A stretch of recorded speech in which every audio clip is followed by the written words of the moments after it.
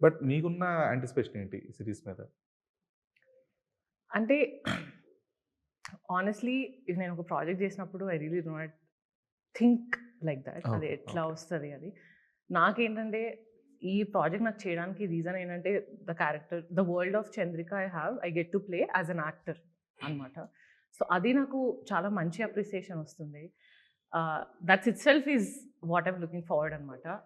ఇంకా నేను ప్రాజెక్ట్ ఎలా తీసుకుంటా అదంతా it's not in my control కాబట్టి I try to avoid that thought process.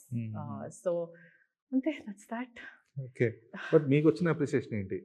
నాకు యాక్చు సీజన్ 1 తర్వాత గాని, సీజన్ 2 నాకు తర్వాత గాని? యాక్చువల్లీ సీజన్ 1కి చాలా మంచి అప్రిసియేషన్ వచ్చింది. ఓకే.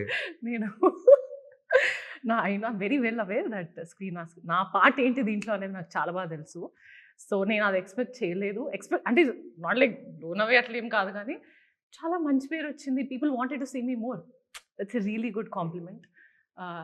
చంద్రిక యాక్చువల్లీ మేము వేరే చంద్రిక అనేది మేము అసలు ఏ క్యాంపెయిన్ చేయలేదు. అది జనాల నుంచి వచ్చిన క్వెషనే అది.